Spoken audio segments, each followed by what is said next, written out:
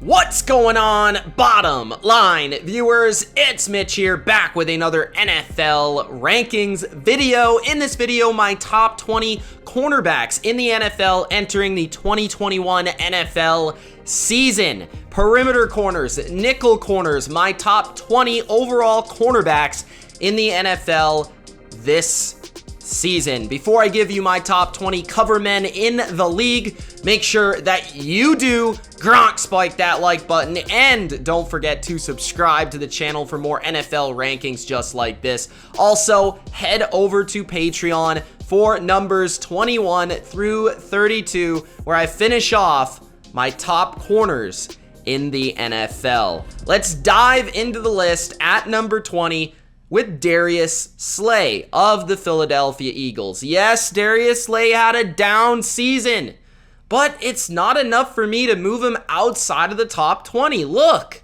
Darius Slay has been one of the best corners in the NFL for the past decade. I can't simply move him outside of the top 20 just because he had a little bit of a down year in a new system on a new team, right? He was moving locations, the team sucked, the defense wasn't very good, the secondary hasn't been good for seasons. Darius Slay was left on an island. Yes, he was paid a lot of money to do so, but Darius Slay, season in, season out, has performed as an elite corner, and for many years was a top 10 corner. So I still believe that he can be that. Once again, in Philadelphia, he has a knack for the football. He has a knack for making plays on the football, reading the eyes of the quarterback. He has great range, great length, good speed. He's a good athlete, but very smart. Darius Slay is always at the top of the league when it comes to being around that football, whether it's passes defense, whether it's deflections, interceptions. He gets his hands on the ball. That is Darius Slay, and to me, he's still a top 20 corner. At number 19, my first nickel corner on the list, that is Kenny Moore of the Indianapolis Colts. Kenny Moore, what really stands out to me is Kenny Moore's ability to cover a wide range of receiving targets. One snap, he'll cover a 6'5" tight end, and the next snap, he'll be covering a 5'9" slot receiver. He can cover a big target, he can cover a small target, he can cover a quick target, he can cover a fast target, and he can cover just a physical target. And that's the thing with Kenny Moore. He's never really out of his depth in terms of covering whoever he needs to cover. He's also never out of his depth when it comes to coming up and playing the run and tackling and making plays at the line of scrimmage and halting runs when maybe they should have gotten 5-6 yards here, but Kenny Moore makes a play where he sheds a block and he gets into the backfield. Kenny Moore is the complete corner for what the Colts like to do. They're a heavy zone coverage defense, but oftentimes Kenny Moore is caught in those uncomfortable positions versus bad matchups, but he's still able to make a play. And that to me is a player that never really is out of comfort. And that speaks to how valuable and how good he is, because a lot of nickel corners who are put in the same situations as Kenny Moore would fail, but not Kenny Moore. At number 18, Darious Williams of the Los Angeles Rams. Darious Williams broke out of absolutely nowhere, playing on the opposite side of Jalen Ramsey, being a shutdown corner and a force himself on that other side. Darious Williams is short. He's not very tall at all, but he makes a lot of plays on the ball. I mean, he's got a great vertical to get up and play the ball on taller, lankier receivers and make plays while the ball is in the air. He also has great quickness. I feel he would be a good nickel corner if they asked him to do that, but he has played on the perimeter for his ability to really read the game and read the quarterback, and his ability to react and quickly burst to attack the football when the ball's in the air. Darious Williams to me is a playmaker, certified. And I think he makes a great tandem for Jalen Ramsey, because Jalen Ramsey is more of the taller physical corner. And yes, The guy can cover just about anybody, but Darious Williams is almost the exact opposite. So it gives him a very nice complement. When sometimes Jalen Ramsey may struggle with a quicker guy, you could put Darious Williams on that type of player. He plays zone, he plays man, he's had a breakout year. I expect him to have another great year in 2021. At number 17, Jason Verrett of the San Francisco 49ers. Jason Verrett, we've long known how talented Jason Verrett has been and is. Jason Verrett, since his Charger days, everybody's been saying, just wait, just you wait till Jason Verrett actually plays a full season. And what do you know? 2021 was that season. The risk paid off for the 49ers, finally. And Jason Verrett came through with a big season. He was their best corner by a mile. He replaced Richard Sherman as that best perimeter guy for their scheme, their defense. He's long played in that scheme. He's had his best moments in that scheme. And Jason Verrett just showed up, man. He's athletic. He's got the length. He's got the speed. He's got the height. He's got the physicality to press you at the line. He also rarely gets burned because he has that combination of raw tools and speed. Even if he's beat by a step, he'll just take one smooth glide and he'll be back toe-to-toe with his wide receiver down the field. So I think the Niners now have a certified number one lockdown perimeter corner to replace Richard Sherman in what they had with him. And I think as long as he can stay healthy, Jason Verrett will be one of the top 20 corners in the league. And if he can get another strong season behind him, he'll move up on this list. At number 16, Kyle Fuller of the Denver Broncos. Kyle Fuller moves from the Bears to the Broncos to reunite with his man Vic Fangio in Vic Fangio's vaunted scheme, and Kyle Fuller has performed his very best in that scheme for Vic Fangio. Kyle Fuller isn't exactly the most athletic player, but he's very smart. He rarely gives up a big play. He often has a knack for making a play, and I think it's the intelligence, the ability to play in a multitude of systems and schemes and coverages, and the ability to bounce back this season from what I thought was not a great season in 2019. I think Kyle Fuller is going to play some of his best football this year because he's surrounded by great talent in the secondary. I think better talent in the secondary than he's ever had around him. And he may not actually be asked to do all that he did in Chicago to be the number one constantly. He's just going to play his role, but I feel like he's going to play his role really well at an elite level, and that's why he's here at number 16. He's been fairly consistent, a Pro Bowler, even an All-Pro at times. Kyle Fuller is a sneaky, really good player.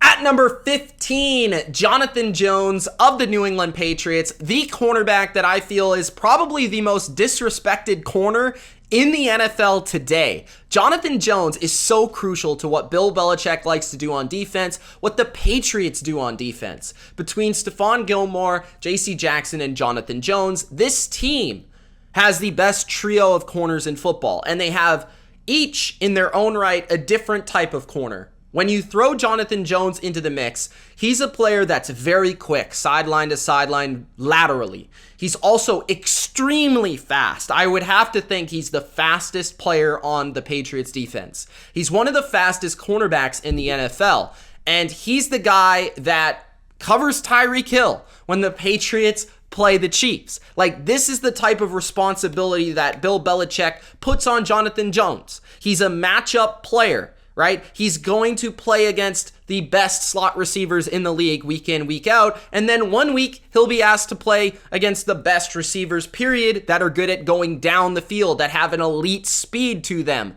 Right? Maybe J.C. Jackson, that's not the best matchup for him. Maybe Stephon Gilmore, they'd rather him cover somebody else. Well, step up, Jonathan Jones. You're going to have to cover this speed demon. And that's what Jonathan Jones does. I think he's also developed year in, year out, getting better and better and better with each and every season that he plays as an all-around player, but especially in man-to-man, breaking up passes, some crazy plays on the football. I remember last year, he probably played one of the best games I've seen from a cornerback period last year, versus the Denver Broncos. Just unbelievable, breaking up pass after pass in incredible fashion. Jonathan Jones deserves more respect because, yes, they have great corners around him. Yes, they have a good secondary around him. But he's one of the key pieces and most valuable pieces to what they do. At number 14, Bryce Callahan of the Denver Broncos, the nickel corner for Vic Fangio, playing in Chicago, again with Vic Fangio, just like Kyle Fuller, and now playing nickel for the Broncos. Bryce Callahan has dealt with his fair share of injuries, but when he's been on the field, he's been one of the most shut down corners, not just on the perimeter, not just in the nickel, but at any position. And I feel it's so difficult to be a shutdown corner when you play primarily in the nickel because a wide receiver, common sense, can go left or he can go right and you don't have the sideline as your best friend. Bryce Callahan is just ideal for the nickel position because he's not exactly the tallest, but he's super shifty and quick, and he can match the best route runners in the game at that position. He's also very feisty, and he'll get in your face. Bryce Callahan, I think, yes, he's not a premier perimeter player, but the nickel position has become just as valuable nearly right now. Look at all the slot production that we see in the league, and Bryce Callahan is probably the best at defending those slot receivers. At number 13, Carlton Davis of the Tampa Bay Buccaneers. I love Carlton Davis. Last year, I was a little bold by putting him 14th on the list, so I feel pretty good about him performing last year with all the interceptions, the big plays that he had, the key shutdown games that he had, like in the divisional round versus Michael Thomas, allowing, I believe, 0 catches to Michael Thomas. Maybe he had one. I don't quite remember. But either way, Carlton Davis was absolutely phenomenal and stepped up his game last year in a way where his bad games were quite noticeable, right? He had a bad game versus Tyreek Hill, okay? He had a bad game versus Allen Robinson. He had a couple bad games versus the best receivers in the league. But a lot of times it was because the Tampa Bay Buccaneers simply said, Carlton, this week you gotta face a top 10 receiver this week by yourself with no double at pretty much any point, and we're just gonna hope that you can stop this guy by yourself. And that, to me, speaks to how valuable he is to their defense. He is their shutdown corner. He's the guy every single week. There's only like 10 guys that do this in the league, maybe not even that much, who follow the best receiver on the opposing team everywhere they go. If that's on the left, he goes to the left. If that's on the right, he goes to the right. If that's in the nickel, he goes to the nickel. Like, anywhere, Carlton Davis is going to follow that guy. The Bucs are a matchup secondary in that fashion, in that form. And Carlton Davis is that guy for them. And he's really good at it. Like, he's gotten better and better each and every season. He's become a better player with the ball in the air, making plays, interceptions, right? I felt that's where he kind of took his game to the next level this past season. We knew he was a great press corner. We knew he had the man-to-man ability to stick in the back pocket of a receiver. But this year he proved he could take the football away as well. And I think that was a key difference with the Bucs defense this year. They turned that into big plays when they needed it the most, and Carlton Davis led the way in that regard. I feel he's a top 15 corner without a doubt, and quietly one of the best number 1 corners in the league. At number 12, William Jackson of the Washington football team. William Jackson is a curious case to me because I feel like if you were ranking pure ideal attributes for a cornerback in the NFL, William Jackson would be like in the top 3, top 5 ideal body types, speed, length, ability that you want at this position. The problem with William Jackson is he's been a little bit inconsistent as a producer with his production from year to year in terms of shutting down players. One week he'll be incredible. The other week he won't. And the defense in Cincinnati has suffered. It hasn't been very good. Some of that is because William Jackson hasn't stepped up to be their number 1 corner, and some of that is because everything around him kind of isn't very good. But I feel like William Jackson last year kind of honed in on, I'm this shutdown guy. He's had moments and seasons where he's like absolutely out of his mind good. And I feel like in Washington, where everyone around him on the defensive side is really good, and he's going to be that number one guy, and he's going to be matching up with number one receivers, the key missing element of what Washington didn't have a year ago defensively. He's going to just play to what he can do best. And I feel like there are not many corners more talented than this guy. As long as he can keep up the consistency, he'll probably enter the top 10 next year. I think he's really that good, and I feel like it's his time to really show that he is that good. At number 11, Marcus Peters of the Baltimore Ravens. Marcus Peters has done it every which way a corner can possibly do it. You want a guy that racks up pick sixes and big plays and interceptions? That's Marcus Peters. You want a guy to just shut down a wide receiver? That's Marcus Peters. You want to play man coverage? Marcus Peters. You want to play zone? Throw Marcus Peters out there. He can do it all. And I feel like on the perimeter of the Ravens defense, he is utilized in a fashion where it's a compliment to Marlon Humphrey. One week, Marlon Humphrey will be in the nickel and have to take on this slot receiver. And then the next week, Marlon Humphrey will be on the number one receiver on the perimeter. And Marcus Peters will be on the perimeter almost all the time. He's never in the nickel position. That's not his thing. He's a perimeter corner. But sometimes, because Marlon Humphrey's moved into the nickel position, that means that Marcus Peters is going to have to play on the number one perimeter wide receiver. And they treat him like a number one corner in that fashion, right? And then there's other weeks where he's like a really good number two, and he can do that as well and complement. And I feel like they choose their matchups. Which corner is going to be better for which situation on which player on which week, right? And which game plan and which strategy is going to help the defense, the Ravens, the most. And I feel like Marcus Peters has been able to step up to that challenge each and every time to a very high level. And I think he's such a smart, instinctual player. Like, he's one of those rare corners where he understands what his assignment is, and he'll play his assignment, but he'll also be able to read a quarterback in a play in a way where he'll take a calculated risk to make a big play. And that, to me, more often than not, pays off for Marcus Peters, where a lot of times players try to get too cute at this position and it really backfires. Marcus Peters is one of the rare corners where he can make you pay simply by studying the tape, studying your offense, and making a big interception. Entering the top 10, at number 10, Marshawn Lattimore of the New Orleans Saints. Marshawn Lattimore is an interesting player, to say the least. Some people think Marshawn Lattimore is absolutely brutal. Like, they think that this guy, I guess they tune into the wrong game because they see him get burnt here or burnt there, because he does occasionally. And then there's other games where he's absolutely lights out phenomenal, and you're like, is this guy the best corner? Is this guy Darrelle Revis 2.0? Like, he's so weird because one week, Mike Evans, 0 catches, right? The next week, oh, he just got burned for 2 touchdowns. It's like, Marshawn, can we get some consistency from you, bro? Like, can we get a little bit of consistency? But the thing is with him, there's only like 6, 7, 8, 9, 10 human beings on planet Earth who can actually play with the upside of Marshawn Lattimore. So for that, that's why he's a top 10 corner for me. Because more often than not, he's really good. And when he's really good, he's really good.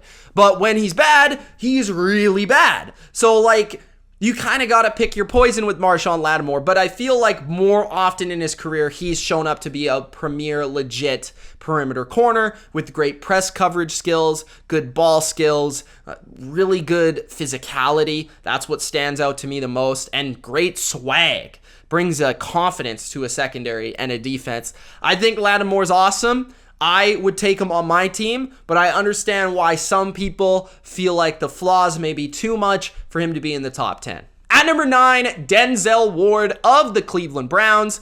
And very much like Marshawn Lattimore, Denzel Ward is a little inconsistent when it comes to one week he's shut down, the next week he doesn't look great. He doesn't look like that top 10 player. But that's just, I guess, the cornerback position in a way. But the thing that frustrates me about Denzel Ward, and I believe I've said this before, but if I haven't, I gotta say it again. Denzel Ward, I don't love how they utilize him. Like, I feel like he needs to be used more as like the guy to just say, yo, Denzel, you got this guy this week, and we're going to game plan around you, okay? And I don't think they do that enough. I guess that's not really the system. It's not really the scheme. It's not really the way that the Browns do things defensively. But I think that's kind of wrong because I think Denzel Ward has all the tools and all the skills to be a Gilmore, Ramsey type of guy. And I don't know if they've really ever given him that opportunity. But he's really darn good. He's got excellent speed. He's got pretty good height. I mean, ball skills are pretty good. Like, everything that you look at, he's mostly there. I feel like just more experience continues to match up with these receivers. I feel like big games, when people see him in big spotlight games, as the Browns get better and better, that's going to get his name out there, the recognition out there. But I do feel like he's a top 10 corner and has been for the last 2 to 3 years. At number 8, James Bradberry of the New York Giants. James Bradberry, man, I knew he was good, don't get me wrong, but when he went to the Giants, he found his home in this system.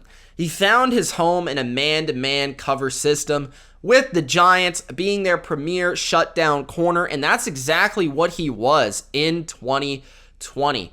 I mean, I didn't even rank him in my top 20 last year, right? I would have considered him a number 1 corner, a top 32 player, perfectly fine, but he really elevated his game. He really stepped up, and I really failed to see where James Bradberry had a bad game. Are there plays where he wasn't great? Obviously, he got beat a couple times, right? But he didn't have many bad games. He actually had a lot of really marquee great games where he shut down some of the game's best receivers, or at least got the better of them, right?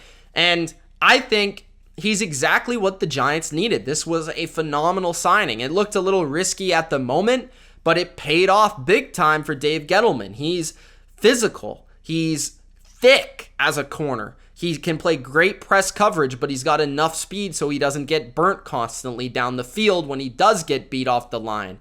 I feel like he plays with an edge to him, and I think he was made to play in this defense. So James Bradberry, if you don't already know, he's really darn good, and I think people are going to start to recognize that now in 2021. At number 7, Just Cover Jackson. That is his name, if you didn't know. J.C. Jackson of the New England Patriots is my number 7. This season, he really proved my question last year, right? Why he wasn't in the top 10. I don't know if he's a number 1 corner. We haven't seen it yet. He's playing with Stephon Gilmore. Well, Stephon Gilmore gets hurt. J.C. Jackson goes in, and he plays really awesome. Like, he was a legit number 1 shutdown corner versus everyone but Stephon Diggs. Like, he was really that good. And the thing with J.C. Jackson that just I'm in awe of, like, he is the best deep ball corner in the league. Like, I've never seen him get beat past 20 yards. Maybe once. Like, maybe.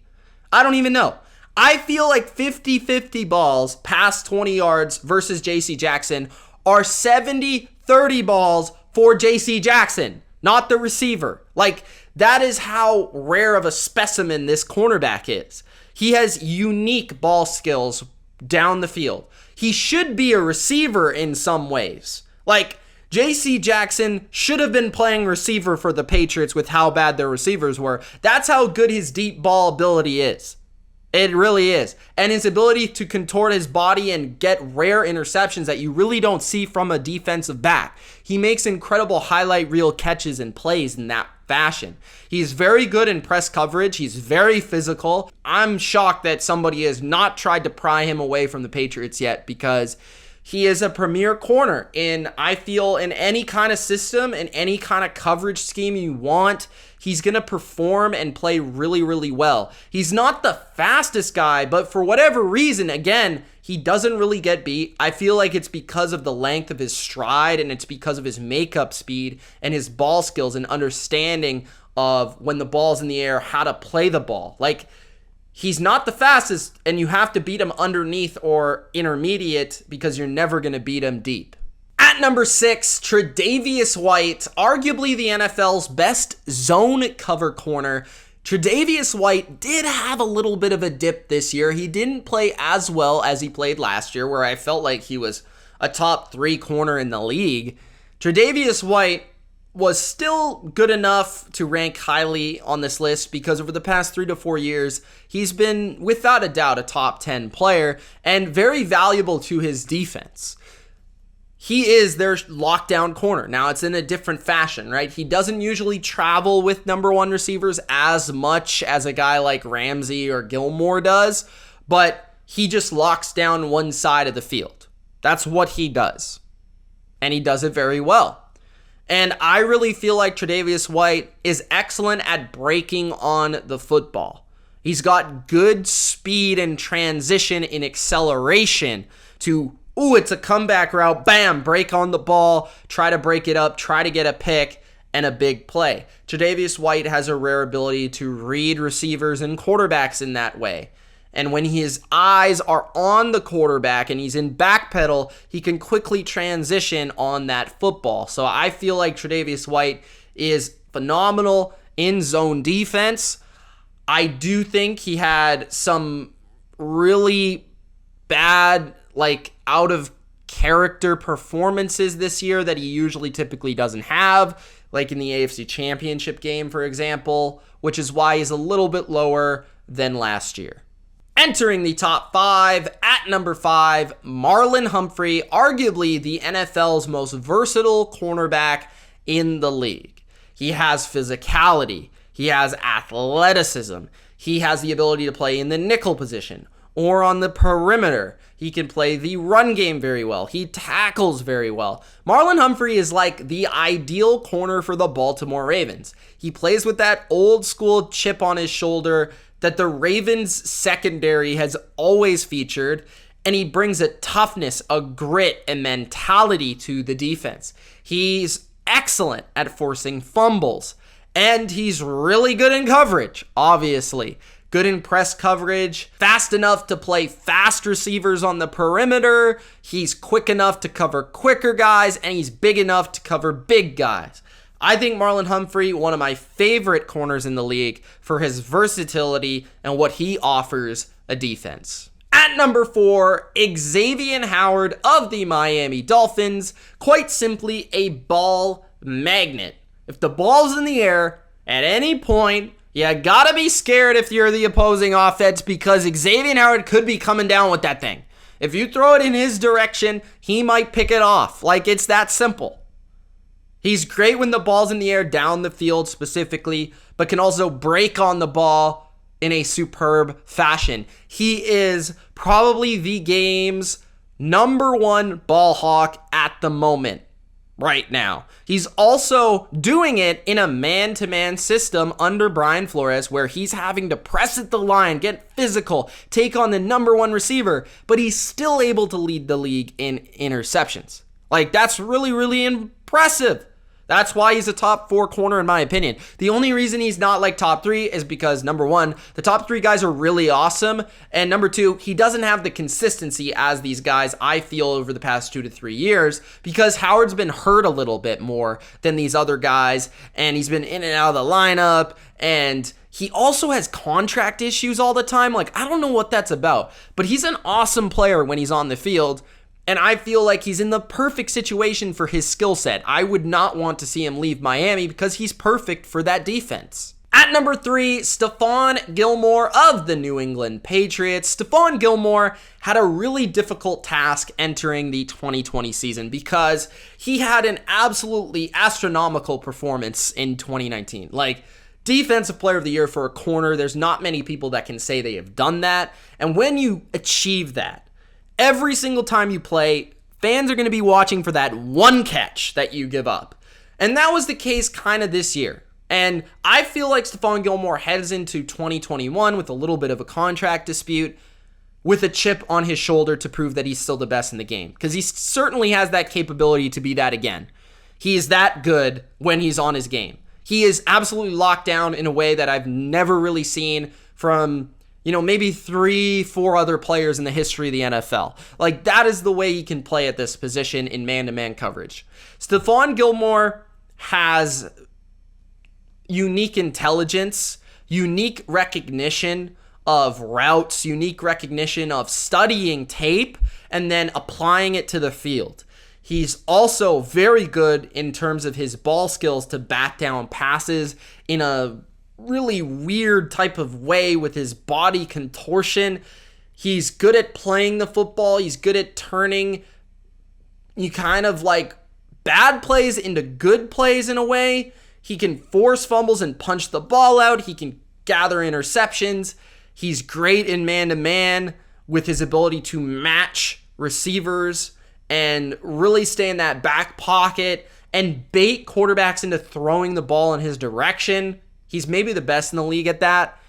Stephon Gilmore is still phenomenal, and it was really indicated when he wasn't on the field. Like, he was really good on the field, not quite as good as last year, but really good. When he took a step off the field, when he was hurt, the Patriots went from a really good pass defense to a really mediocre to bad pass defense. And J.C. Jackson, yes, played great, and Jonathan Jones was there, but they really missed Stephon Gilmore. Just look at the numbers with him in the lineup and when he wasn't in the lineup. So his importance is the ability to game plan around him in a way that not many other corners are asked to do. And not many defenses game plan around a player the way that the Patriots game plan around Stephon Gilmore. At number 2, Jaire Alexander of the Green Bay Packers. Alexander was amazing last year. Like, you could argue he was the best in the game last year. You certainly could argue that. And I feel he's been getting better and better and better each and every game and season since he's entered the NFL. He was, in my opinion, the best player in the NFC Championship game. He was out of this world good. He is a lockdown man-to-man cover corner. He has phenomenal ball skills. He has great awareness. He has very good quickness, very good speed, good height. He has every single tool. He checks every single box you're looking for in a legit number 1 premier shutdown corner. And that's exactly what he is. The only thing I'll say about Alexander is I wish the Packers utilized him a little bit better. Like, there are some games where he's not always covering the player you would expect him to be covering.